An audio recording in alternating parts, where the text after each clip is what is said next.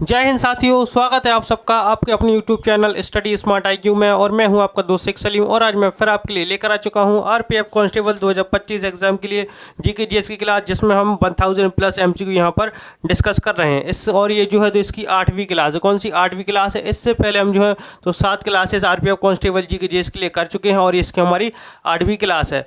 तो अगर आपको वीडियो पसंद आती है तो ज़्यादा से ज़्यादा लाइक करें, शेयर करें, सब्सक्राइब करना ना भूलें हमारे चैनल को। एंड आपके कोई रिलेटिव्स हैं, आपके फ्रेंड्स हैं जो RPF कांस्टेबल की तैयारी कर रहे हैं तो आप उनको भी ये वीडियो भेज सकते हैं। तो चलिए पहला क्वेश्चन लेते हैं बिना किसी देरी के।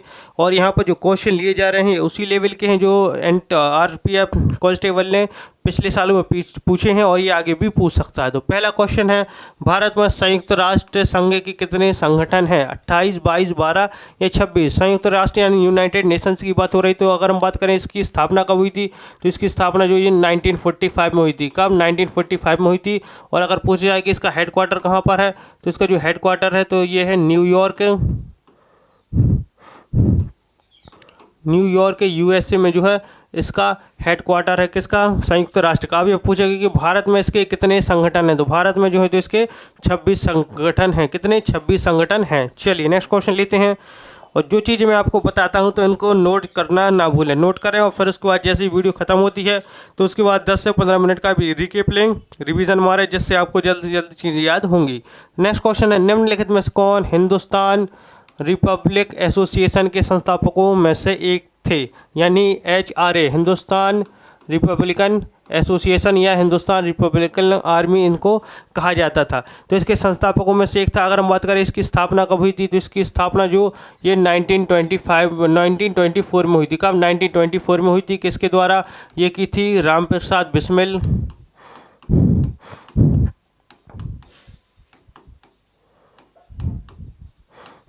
एंड सचिंद्र नाथ सान्याल।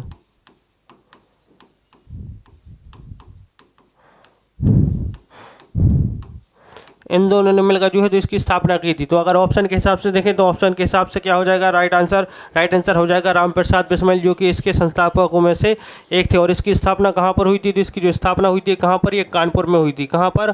कानपुर में जो है इसकी स्थापना हुई थी। और जो HRA है तो इसके कुछ प्रमुख जो नेता थे तो इसके प्रमुख नेता थे अशफाक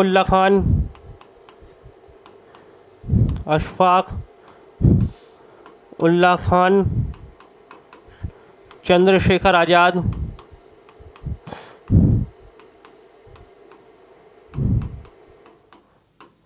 राजेंद्र लाहिड़ी,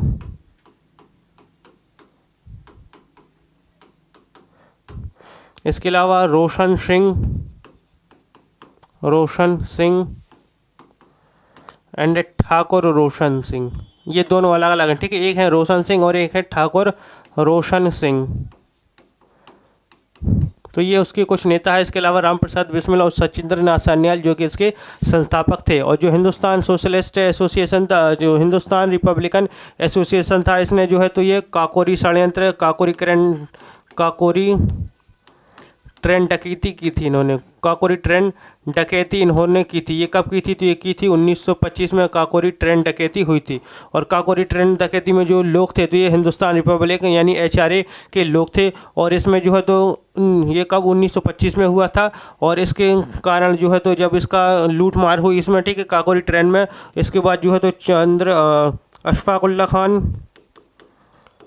उल्ला खान, रोशन सिंह, ठीक है, रोशन सिंह, राजेंद्र लाहिड़ी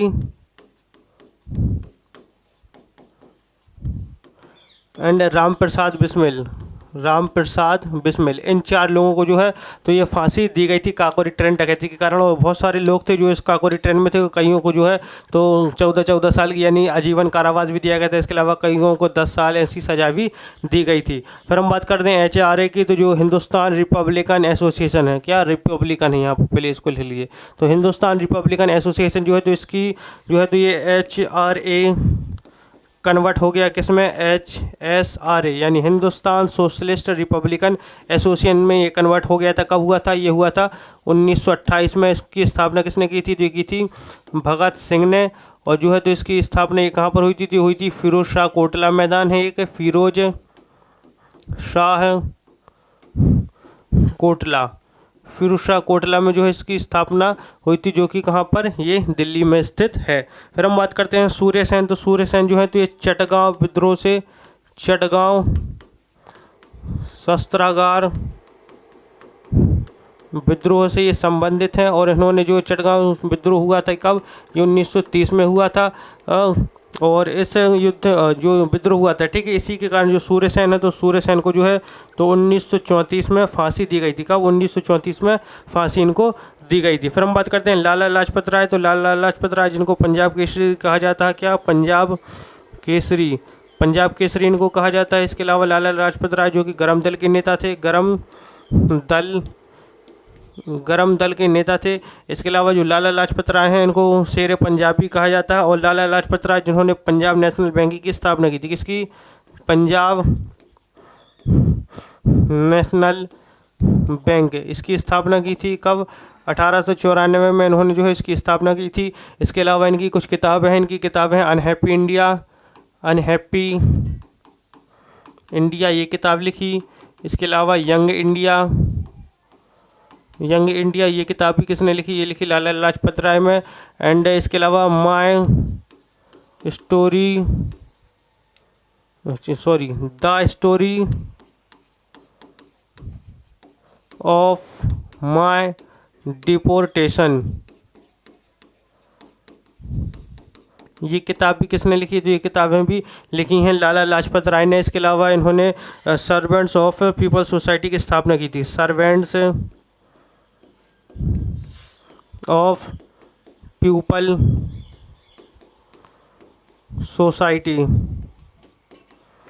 इसकी स्थापना की थी। कब इसकी स्थापना की थी, 1921 में। कहाँ पर, लाहौर में जो है इन्होंने इसकी स्थापना की थी। चलिए, तो ये तीन सारी चीज़ें इनके बारे में, तो आप इन सारी चीज़ों को नोट लिख लेंगे।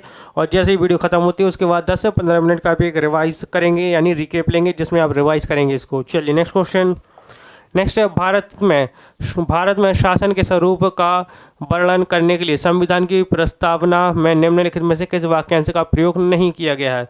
तो किस वाक्यांश का प्रयोग नहीं किया गया है, संघीय, गणतंत्र, समाजवादी या पंथनिरपेक्ष। तो इसका जो राइट आंसर है, तो इसमें जो है तो ये संघीय वाक्यांश का उपयोग नहीं किया गया। अगर हम बात करें प्रस्तावना की, तो जो प्रस्तावना है, तो प्रस्तावना का जो मसौदा तैयार किया था, तो किया था जवाहरलाल नेहरू ने। किसने, जवाहरलाल नेहरू, इन्होंने जो है तो इसका मसौदा तैयार किया था। और प्रस्तावना को जो है तो 22 जनवरी 1947 में जो है तो संविधान सभा द्वारा अपनाया गया था प्रस्तावना को। चलिए नेक्स्ट क्वेश्चन लेते हैं। नेक्स्ट है, युद्ध काल में सर्वोच्च वीरता पुरस्कार कौन सा है। तो युद्ध काल के समय सर्वोच्च वीरता पुरस्कार कौन सा है, अशोक चक्र, परमवीर चक्र, महावीर चक्र या वीर चक्र। तो देखिए, अगर हम बात करें युद्ध काल के समय, तो युद्ध काल के समय जो सर्वोच्च वीरता पुरस्कार होता है, तो होता है परमवीर चक्र। क्या, परमवीर चक्र जो है तो सर्वोच्च होता है, यानी फर्स्ट रैंक आता है। फिर महावीर चक्र तो ये सेकंड पर आता है। और जो वीर चक्र है ये थर्ड नंबर पर आता है, किसमें, युद्ध काल के समय दिया जाने वाला वीरता पुरस्कार। फिर इसके अलावा शांति काल की अगर हम बात करें, शांति काल के समय, शांति काल, तो शांति काल के समय दिया जाने वाला जो सर्वोच्च पुरस्कार है, तो यह है अशोक चक्र, सर्वोच्च है अशोक चक्र। फिर इसके बाद आता है कीर्ति चक्र, एंड फिर आता है शौर्य चक्र। तो ये है शांति काल के समय। और सर्व युद्ध काल के समय परमवीर चक्र, फिर महावीर चक्र, फिर वीर चक्र आता है। चलिए नेक्स्ट क्वेश्चन। दूसरे आवर्त के तत्वों को किस रूप में जाना जाता है। तो दूसरे आवर्त के जो तत्व होते हैं तो उनको किस रूप में जाना जाता है, तो इनको सेतु तत्व के रूप में जाना जाता है। ऑप्शन बी इसका राइट आंसर हो जाएगा। नेक्स्ट क्वेश्चन, भारत के किस गवर्नर जनरल के शासनकाल में रेलवे लाइन की स्थापना की गई थी। तो किस गवर्नर जनरल के शासनकाल के समय जो है तो ये इसकी स्थापना की गई थी रेलवे लाइन की। तो इसकी अगर हम बात करें तो इसका जो राइट आंसर हो जाएगा, तो देखिए जो कर्जन है, माउंटबेटन है और जो लिटन है, ये सारे के सारे वायसराय हैं, वायसराय। और यहाँ पर सिर्फ एक ही ऑप्शन बनता है जो कि गवर्नर जनरल था। तो इसका राइट आंसर क्या हो जाएगा, ये हो जाएगा डलहौजी। ठीक है, थोड़ा सा आपको यहाँ पर कॉमन सेंस से लगाना पड़ेगा, क्योंकि यहाँ पर गवर्नर जनरल पूछे क्या है, बाकी कर्जन, माउंटबेटन और जो लिटन है, तो ये सारे के सारे वायसराय थे भारत के। और जो डलहौजी है ये गवर्नर जनरल था। तो जो डलहौजी है तो ये भारत में रेलवे लाइन की स्थापना की थी। और जो डलहौजी है इसने 1848 से लेकर 1800 56 तक भारत का गवर्नर जनरल रहा, भारत का गवर्नर जनरल रहा। और डलहौजी जो है तो इसको भारतीय रेलवे का जनक कहा जाता है, भारतीय रेलवे का जनक, भारतीय रेलवे का जनक कहा जाता है किसको? डलहौजी को। डलहौजी जिसने हड़प नीति अपनाई, हड़प नीति जिसको व्यपगत का सिद्धांत भी कहते हैं, व्यपगत का सिद्धांत कहते हैं, इसी ने इसको इंट्रोड्यूस किया था। इसके अलावा डलहौजी जिसने 16 अप्रैल 1853 में पहली रेल लाइन चलवाई थी। कब? 1853 में। और ये रेलवे लाइन कहाँ से कहाँ तक चली थी? तो ये बोरी बंदर बम्बई से ठाणे तक चली थी। कहाँ तक? ठाणे तक। और ये कितनी चली थी? 34 किलोमीटर जो है ये ट्रेन चली थी। ओके, समझ गया उन चीज़ों को। फिर हम बात करते हैं करजन की। तो करजन जिसने बंगाल विभाजन करवाया था, बंगाल विभाजन की घोषणा की थी, बंगाल विभाजन की घोषणा की इसने कब? ये हुई थी 1905 में। फिर हम बात करते हैं माउंटबेटन। तो माउंटबेटन ये भारत का अंतिम वायसराय था, अंतिम वायसराय था। लॉर्ड माउंटबेटन भारत के अंतिम वायसराय एंड स्वतंत्र भारत के, स्वतंत्र भारत के पहले गवर्नर जनरल। ठीक है, पहले गवर्नर जनरल थे स्वतंत्र भारत के और अंतिम वायसराय थे ब्रिटिश भारत के। फिर हम बात करते हैं लिटन। तो लिटन जो है तो ये भी वायसराय था। और लिटन जो है तो ये वर्नाक्यूलर प्रेस एक्ट लेकर आया था, वर्नाक्यूलर प्रेस एक्ट ये लेकर आए थे। कब? 1878 में ये लेकर आया था, जिसके तहत जो है तो न्यूज़पेपर है उनके खिलाफ, न्यूज़पेपर जो है तो ब्रिटिश प्रशासन था उसके खिलाफ जो है, उसकी सरकार थी ब्रिटिश सरकार, उसके खिलाफ कुछ भी उल्टा सीधा या गलत नहीं लिख सकते, तो उनके खिलाफ नहीं लिख सकता था। और फिर लिटन जिसको सबसे क्रूर वायसराय भी कहा जाता है भारत का। ठीक है, चलिए नेक्स्ट क्वेश्चन। नेक्स्ट है निम्नलिखित में से कौन मसौदा समिति का सदस्य नहीं था? तो मसौदा समिति का सदस्य नहीं था। तो मसौदा समिति के जो सदस्य थे तो ये कौन कौन थे? तो ये थे सैयद मोहम्मद सादुल्ला, माधव राव कृष्णमचारी, और जो है तो ये इसका राइट आंसर हो जाएगा ऑप्शन डी। ठीक है, ऑप्शन डी जो है तो सरदार पटेल। सरदार पटेल जो है तो ये मसौदा समिति के सदस्य नहीं थे। मसौदा समिति में जो है कितने? ये 7 सदस्य थे। कितने सदस्य थे? इसमें जो है 7 सदस्य थे। अभी मैं सातों के नाम बताने वाला हूँ। अगर हम बात करें मसौदा समिति, जिसको क्या, जिसको प्रारूप समिति भी कहा जाता है, प्रारूप समिति प्रारूप समिति भी कहा जाता है। और इसकी स्थापना ये हुई थी 29 अगस्त 1947 को इसकी स्थापना की थी। प्रारूप समिति के पहले अध्यक्ष कौन थे? इसके अध्यक्ष पहले अध्यक्ष, ये अध्यक्ष है तो इसके अध्यक्ष थे B.R. अम्बेडकर का, B.R. अम्बेडकर जो है इसके अध्यक्ष। अब यहाँ पर देखिए इसके 7 सदस्य थे, कौन कौन थे? तो देखिए पहले तो होगा B.R. अम्बेडकर जो कि इसके अध्यक्ष थे। फिर इसके अलावा सैयद मोहम्मद सादुल्ला, माधव राव, दूसरे कृष्णमचारी N.A. कृष्णमचारी। ठीक है, फिर इसके बाद N. गोपाल स्वामी, N. गोपाल स्वामी हो गए। फिर इसके बाद K. M. मुंशी हो गए। इसके अलावा C.P. खेतान, C.P. खेतान हो गए। तो ये होगा 4, 3, 3, 6 और 1 7। तो 7 सदस्य थे तो 7 के 7 सदस्य ये हो गए। और ये मसौदा समिति जो है तो ये 29 अगस्त 1947 को इसकी स्थापना हुई थी, जिसने जो है तो संविधान का मसौदा तैयार किया था। और इसके B.R. अम्बेडकर जो है इसके अध्यक्ष थे। चलिए नेक्स्ट क्वेश्चन। नेक्स्ट है निम्नलिखित में से कौन सी नदी प्रसिद्ध धुआंधार जलप्रपात में गिरती है? तो प्रसिद्ध नदी जो कि धुआंधार जलप्रपात में गिरती है कौन सी नदी है? तो जो नदी है तो ये है कौन सी? ये है नर्मदा नदी। कौन सी नदी? नर्मदा नदी जो कि धुआंधार जलप्रपात बनाती है। अगर हम बात करें नर्मदा नदी तो ये अमरकंटक पहाड़ियों से निकलती है। कहाँ से? अमरकंटक पहाड़ियाँ, अनूपपुर जिला, मध्य प्रदेश से जो है ये नदी निकलती है। नर्मदा नदी जो कि पूर्व से पश्चिम में बहती है, पूर्व से पश्चिम में बहती है। और पश्चिम में बहने वाली, पश्चिम में बहने वाली भारत की सबसे लंबी नदी है नर्मदा नदी, जिसको मध्य प्रदेश की जीवन रेखा भी कहा जाता है। मध्य प्रदेश की जीवन रेखा यानी life line of Madhya Pradesh जो है इसको कहा जाता है। इसके अलावा नर्मदा नदी जो है, तो नर्मदा नदी पर बरगी बांध बना हुआ है जो कि फेमस है, बरगी बांध। एंड सरदार सरोवर बांध ये भी बना हुआ है, सरदार सरोवर बांध इसके ऊपर बना हुआ है। नर्मदा नदी जिसको रेवा नदी भी कहते हैं, क्या रेवा नदी, रीवा नदी, ठीक, रेवा नदी या रीवा नदी कहते हैं। इसके अलावा इसको आकाश की बेटी भी कहा जाता है, आकाश की बेटी। तो इन सारी नामों से इसको जाना जाता है, ठीक है। तो ये थे नर्मदा नदी के बारे में। फिर हम बात करते हैं काली सिंध नदी। तो काली सिंध नदी जो कि चंबल की सहायक नदी है, किसकी, चंबल नदी की ये सहायक नदी है। और काली सिंध नदी जो है जो कहाँ से, तो ये विंध्य पर्वत से निकलती है, कहाँ से, विंध्य पर्वतमाला से निकलती है, देवास, देवास मध्य प्रदेश से जो है ये नदी निकलती है। और ये मध्य प्रदेश जो काली नदी है, काली सिंध नदी है, ये चंबल नदी में जाकर मिल जाती है। फिर हम बात करते हैं चंबल नदी। तो चंबल नदी जो है तो ये जनापाव की पहाड़ियों से निकलती है, कहाँ से, जनापाव पहाड़ियाँ, महू, इंदौर मध्य प्रदेश से जो है ये नदी निकलती है। फिर इसके बाद हम बात करें तापी नदी। तो तापी नदी जो कि सतपुड़ा पर्वत,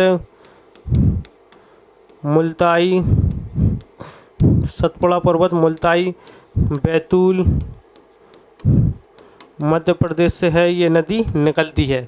तो धुआंधार जलप्रपात है, ये कौन सी नदी, नर्मदा नदी बनाती है। और जो धुआंधार जलप्रपात है ये कहाँ पर, तो ये मध्य प्रदेश के जबलपुर में बनता है, कहाँ पर, जबलपुर में, मध्य प्रदेश के जबलपुर एक राज्य जिला है, वहाँ पर ये नर्मदा नदी जो है तो धुआंधार जलप्रपात बनाती है। नेक्स्ट क्वेश्चन लेते हैं। नेक्स्ट है, कौन सा पुल असम में डिब्रूगढ़ को अरुणाचल प्रदेश में पासीघाट से जोड़ता है। तो कौन सा पुल है, तो ये है बोगीबील पुल। कौन सा, बोगीबील पुल। और जो बोगीबील पुल है ये भारत का सबसे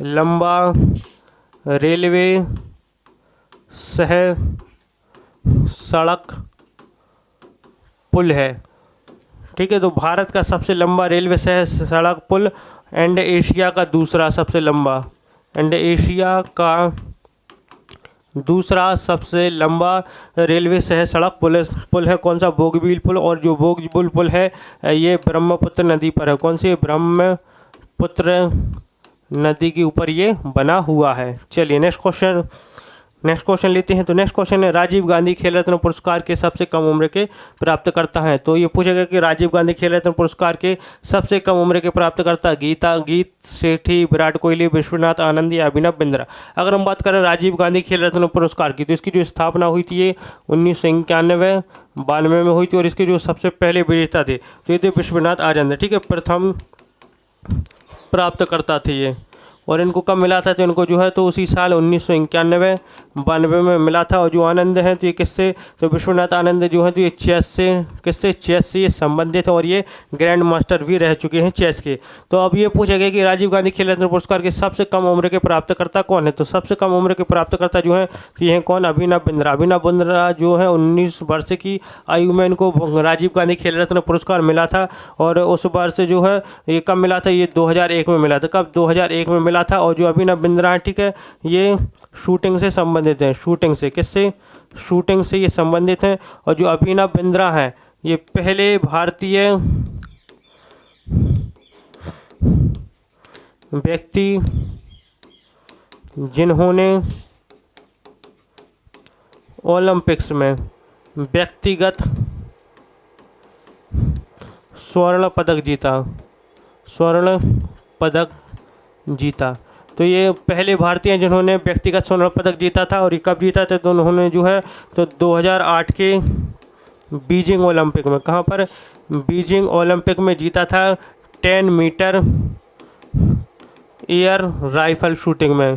10 मीटर एयर राइफल शूटिंग में जो है इन्होंने ये जीता था गोल्डन मेडल, ठीक है, कौन सा, गोल्डन यानी स्वर्ण पदक जीता था। और ये पहले भारतीय व्यक्ति थे जिन्होंने व्यक्तिगत रूप से स्वर्ण पदक जीता था। इसके पहले हमने हॉकी में बहुत सारे स्वर्ण पदक जीते, लेकिन वो टीम ने मिलकर जीते थे, हॉकी में जीते थे। लेकिन पहले व्यक्तिगत जिन्होंने जीता था अकेले तो ये थे कौन, अभिनव बिंद्रा। विश्वनाथ आनंद जो कि चेस से संबंधित है। विराट कोहली को भी राजीव गांधी खेल रत्न पुरस्कार मिल चुका है। विराट कोहली जो कि किंग कोहली के नाम से जानी जाती हैं, क्रिकेट से संबंधित है। विराट कोहली जिन्होंने जो है तो इनको क्या, किंग कोहली कहा जाता है, क्या, किंग कोहली इनको कहा जाता है। और इन्होंने सचिन तेंदुलकर के वनडे में 49 सेंचुरीज, कितनी 49 सेंचुरीज का रिकॉर्ड तोड़ चुके हैं ये विराट कोहली। फिर राजीव गांधी खेल रत्न पुरस्कार जो है तो इसकी जो है तो 2021 में इसका नाम चेंज होकर क्या कर दिया गया, ये कर दिया गया मेजर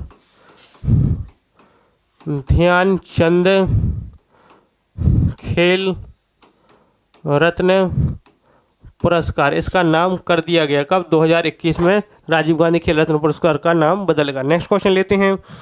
नेक्स्ट है महात्मा गांधी नई श्रृंखला के 20 रुपये के नोट के पीछे कौन सी तस्वीर है? लाल किला, एलोरा की गुफाएं, सांची स्तूप या रानी की वाव? तो देखिए जो हमारे 10 के नए नोट आए थे उन तो सारे के सारे को मैं बताया था कि उनके पीछे जो है तो किसकी प्रति छपी हुई, ठीक है। तो यहाँ पर आप देखेंगे तो रुपये 10 की बात करते हैं, फिर हम बात करते हैं रुपये 20 की, फिर 50, फिर 100,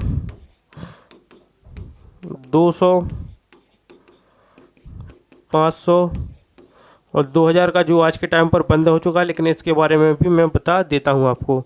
तो देखिए 10 रुपये के ऊपर जो छपा हुआ है पीछे, तो ये छपे हुए कोणार्क सूर्य मंदिर की प्रति छपी हुई, कोणार्क सूर्य मंदिर की प्रति छपी हुई है। 20 रुपये के नोट पर एलोरा की गुफाएं, एलोरा की गुफाएं। 50 रुपये पर हम्पी का रथ, 100 रुपये पर रानी की वाव,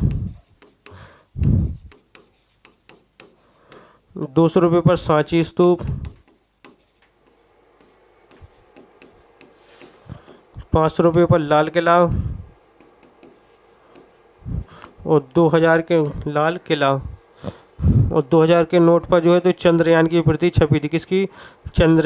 मंगलयान, क्या मंगल, सॉरी माफ़ कीजिएगा, चंद्रयान की प्रति छपी हुई थी। किसकी? चंद्रयान की जो है प्रति छपी हुई थी। तो अब 20 रुपये के नोट पर बताना है, तो 20 रुपये का नोट पर बताया मैंने एलोरा की गुफाएं, तो इसका राइट आंसर क्या हो जाएगा? एलोरा की गुफाएं 20 रुपये के नोट पर छपा हुआ है। चलिए नेक्स्ट क्वेश्चन। नेक्स्ट है स्वर्ण क्रांति किससे संबंधित है? स्वर्ण क्रांति जो है तो ये बागवानी और शहद से संबंधित है। किससे? बागवानी और शहद से। और स्वर्ण क्रांति की जो जनक है तो ये है निरपक